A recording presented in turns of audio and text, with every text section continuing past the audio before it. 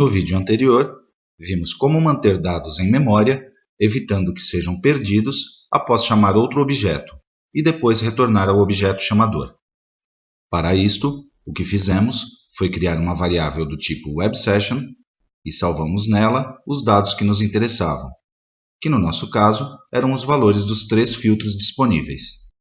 Decidimos salvar cada um destes dados no evento update.click, usando o método set da variável de sessão, para recuperá-los posteriormente no evento start, usando o método get de nossa variável WebSession. Esta foi uma solução que criamos à nossa maneira, e como prometemos no vídeo anterior, veremos agora como o faz automaticamente o pattern workwith da transação attraction. Lembremos que a partir deste workwith gerado automaticamente pelo GNexus, quando inserimos valores nos filtros e em seguida atualizamos algum registro a partir da ação update, ao retornar, os valores são mantidos. Vejamos como ele faz isso. Vamos acessar o objeto www.attraction e em seguida a seção de eventos dele. Vemos que há uma subrotina gerada chamada SaveGridState. Uma subrotina é um bloco de código identificado com um nome, que poderá ser executado dentro do mesmo objeto. As subrotinas são definidas com o comando sub. Uma das vantagens das subrotinas é que torna o código mais claro, facilitando sua leitura. Outra grande vantagem é que permitem reutilizar o bloco de código declarado dentro. Desta forma, se precisamos executar o mesmo bloco de código de vários locais do objeto, se escreve apenas uma vez e pode ser chamado de vários locais utilizando o comando do. Veremos isto em um momento. Vamos nos concentrar na seguinte seção do código desta subrotina, que é o que nos interessa neste caso. Vemos antes de tudo que existe uma variável de nome GridState e outra de nome GridStateFilterValue. Observemos a partir da seção Variáveis como foram declaradas. Vemos que GridState é do tipo GridState e GridStateFilterValue é do tipo GridState.FilterValue. Agora, a que se referem esses dois tipos? Se procuramos dentro dos objetos de nossa KB, vemos que se refere a um objeto do tipo SDT, que foi gerado pelo GNexus automaticamente ao criar o workwith. Vejamos qual estrutura tem este SDT. Vemos que há 3 membros declarados em sua estrutura principal, denominados CurrentPage, OrderedBy e HideInSearch, os 3 do tipo numérico. Também vemos que existe uma subestrutura chamada FilterValue, a qual será uma coleção, e dentro desta subestrutura existe declarado um membro chamado Value, do tipo varchar. Vamos voltar à seção Eventos do objeto www.attraction. Dentro do código que nos interessa observar, vemos que a primeira linha guarda no membro CurrentPage da variável GridState o número da página do grid na qual estamos. No nosso caso, não tínhamos paginação no grid, mas, por exemplo, se em nosso workwith configurássemos a propriedade row do grid e colocamos um valor, por exemplo, 5, aqui o que dizemos é que queremos mostrar 5 linhas por página. Vemos ao atualizar que aparecerão apenas os 5 primeiros elementos e, em seguida, oferecerá a opção de avançar a página para observar os dados restantes. Nesse caso, também estaríamos interessados em salvar a página em que estávamos posicionados. É por isso que o pattern faz isso, para cobrir esse cenário. Na próxima linha, será salva a ordem que pode ter sido aplicada aos dados, e serão salvas no membro OrderedBy do SDT GridState. Em seguida, com o método clear, será excluído qualquer dado que tenha sido carregado na coleção FilterValues. Agora, aparecerá em ação a variável GridStateFilterValue, que, como vimos, é do tipo GridState, apontando para a subestrutura FilterValue. Em primeiro lugar, é atribuído o operador new, que retorna uma nova instância inicializada da variável SDT, para mais tarde poder carregar um valor nela.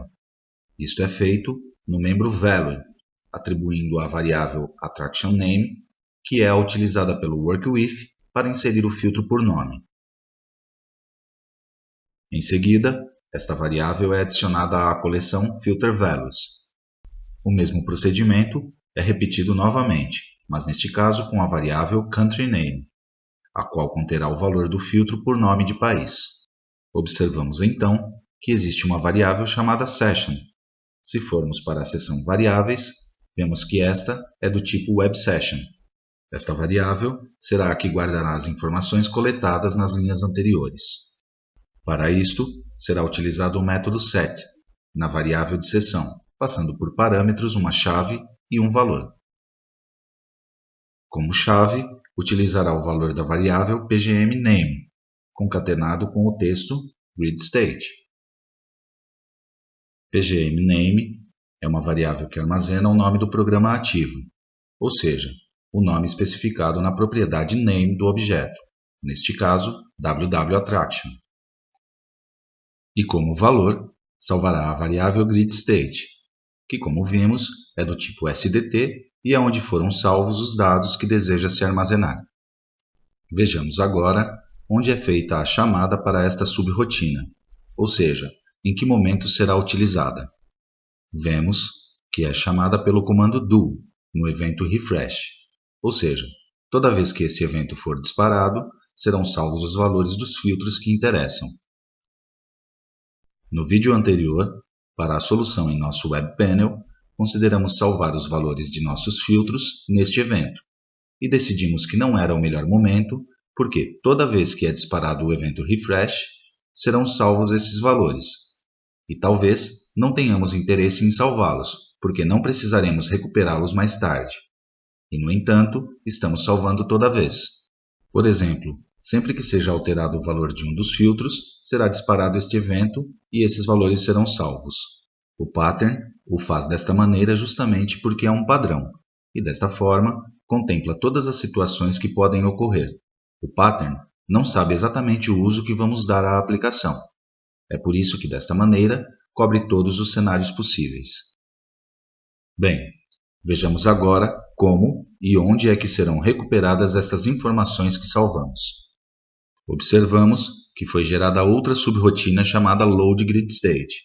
É aqui que serão recuperadas as informações armazenadas na subrotina saveGridState. Nesta linha, será carregada na variável GridState, que lembramos ser do tipo SDT, as informações salvas anteriormente na variável de seção session. Isto é feito pelo método fromXML, que recebe uma string XML, da qual são carregadas as informações no objeto SDT. Para esse método, será passado por parâmetro de onde se deseja recuperar essas informações, que neste caso será da variável session. Vemos que utiliza o método get para indicar qual valor deseja recuperar, usando a chave que foi salva ao mesmo. Lembremos que a chave atribuída para salvar as informações foi a concatenação da variável pgmName, ou seja, o nome do objeto, mais a string de texto GridState. Então, vemos que são feitas várias verificações usando os comandos if. Nesta seção, verifica-se que o membro ordered by desta variável SDT seja diferente de 0, ou seja, verifica se há alguma ordenação salva para saber se é necessário recuperá-la ou não. Se for diferente de 0, recupera as informações armazenadas em uma variável chamada orderedBy. Em seguida, verifica se a quantidade de dados salvos na coleção FilterValues é maior ou igual a 2. Este valor é atribuído porque são 2 os filtros que existem no WorkWith. Verifica que estão salvos esses dados para posteriormente recuperá-los. Neste bloco de código é onde os valores dos filtros serão recuperados. O filtro do nome da atração será salvo na variável AttractionName, usando o método fromString. O mesmo com o filtro do nome do país, salvando o valor na variável CountryName. A última coisa verificada é se o membro CurrentPage, utilizado para salvar a página do grid, é maior que 0. Nesse caso, recupera este valor e o atribui diretamente à propriedade CurrentPage do grid. Agora, quando será o momento que se chamará esta subrotina? Como analisamos quando criamos nosso próprio Web Panel, o único momento possível será no evento Start. evento que é executado apenas uma vez quando o site é carregado pela primeira vez. Outra diferença que este objeto apresenta com o criado por nós, podemos ver no evento load do grid. Para acessar para atualizar as informações de algum registro do grid, tanto o nosso Web Panel quanto o gerado pelo pattern utilizam a variável update. Clicando nela, nos leva à tela correspondente, que neste caso é a transação attraction em modo update. Lembremos de como o implementamos em nosso Web Panel. Fizemos isso dentro do evento update.click, chamando diretamente a transação attraction, passando por parâmetro o modo como queremos que seja executada e o ID da atração. O pattern faz no evento grid.load, o qual será executado tantas vezes quantos forem os registros a serem carregados no grid. Observemos que o pattern aplicou a propriedade link à variável update, e então informa que esse valor será igual à função link da transação attraction, passando por parâmetro o modo que se deseja executar essa transação e o ID que a identifica, neste caso, attraction ID. Ou seja, associa a função link à propriedade link da variável, resultando que ao fazer clique nessa variável, é realizada a chamada para o objeto web attraction. Embora não estejamos exemplificando, faz o mesmo com a variável delete, passando por parâmetro o modo correspondente. Neste caso, as duas formas de implementá-lo terão a mesma funcionalidade. Quando clicamos na variável update, tanto em uma como na outra opção, será chamado o objeto attraction, indicando que queremos realizar uma atualização, passando o ID do elemento selecionado para que seja possível, a partir desta chave, carregar na tela todos os dados. Como podemos ver, para a invocação de outros objetos web, poderá ser usado tanto o parâmetro e função link, como a invocação direta do objeto. Embora neste exemplo possamos usar qualquer uma das duas opções, existem diferenças entre elas. Por exemplo, se o objeto que queremos chamar for um procedimento, só poderemos fazer isso por invocação direta com o nome do objeto. Por outro lado, se, por exemplo, queremos fazer referência a uma página HTML estática, deveremos utilizar a função link. Agora voltamos à seção Eventos de nosso Web Panel. Testemos e pratiquemos o uso que acabamos de ver das subrotinas, da mesma maneira que as utiliza no Work With. Desta forma, teremos um código mais limpo e com possibilidade de, em algum momento, precisar reutilizar essas subrotinas em algum outro evento dentro do mesmo objeto. Criaremos primeiro a subrotina na qual salvaremos os dados dos filtros. Para isto, utilizaremos o comando sub e colocaremos o mesmo nome que lhe atribuiu o Work With, Save Grid State.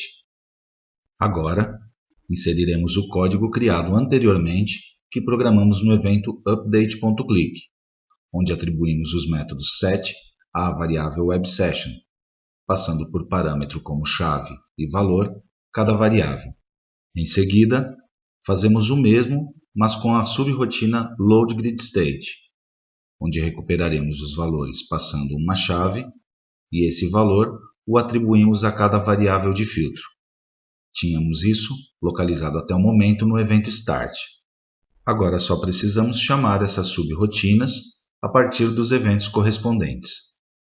No caso da subrotina SaveGridState, a chamaremos no evento update.click, pelos motivos explicados no vídeo anterior.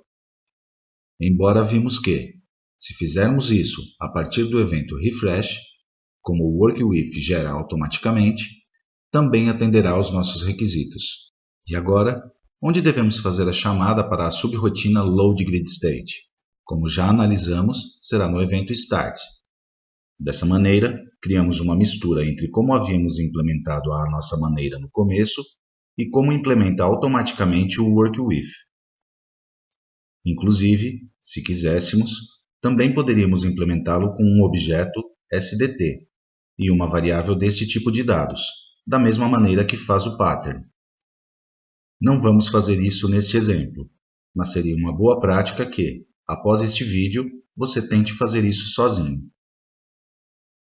Que os filtros permaneçam entre execuções de telas pode ser vantajoso quando buscamos esta funcionalidade, mas pode ser indesejado quando não queremos que se mantenham, já que deverão ser eliminados um a um os filtros que tenhamos inserido. Como poderíamos fazer para limpar mais facilmente estes filtros?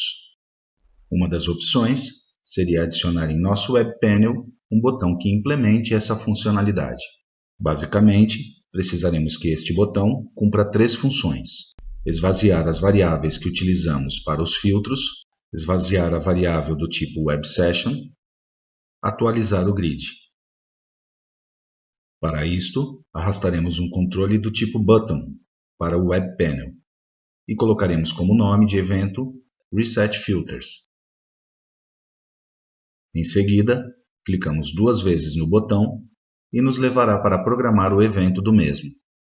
Como dissemos, a primeira das funcionalidades de que precisamos será que as variáveis utilizadas para os filtros fiquem vazias. Para isto, aplicaremos o método setEmpty a cada variável. Dessa maneira, esvaziamos cada uma delas. Tentemos executar agora. Inserimos, por exemplo, o país China e filtraremos as atrações de A a J. Agora, clicamos no botão Reset Filters. Vemos que os filtros ficam vazios, mas o grid não é atualizado. Isto ocorre porque não foi dada a ordem para o grid atualizar-se. Como fazemos isto? Deveremos adicionar dentro do evento do botão o método refresh ao grid que queremos que seja atualizado, neste caso, de nome GridAttraction. Agora sim, vamos executar novamente e tentar inserir valores nos filtros, e em seguida clicar no botão Reset Filters. Vemos que agora funciona corretamente e atualiza o grid como queríamos. Desta maneira, vimos como o WorkWith do pattern implementa a funcionalidade para salvar os valores das variáveis que impactam no grid, como são a ordem aplicada ao grid, os valores dos campos editáveis de filtro e o número da página correspondente ao grid. E comparamos esta solução com a que foi feita à nossa maneira, que propusemos no primeiro vídeo, explicando as diferenças entre elas. Finalmente, fizemos modificações em nosso Web Panel utilizando subrotinas, para explicar seu funcionamento e entender seu uso, assim como faz o WorkWith. Convidamos vocês a entrar em nossa wiki para se aprofundar nos temas vistos.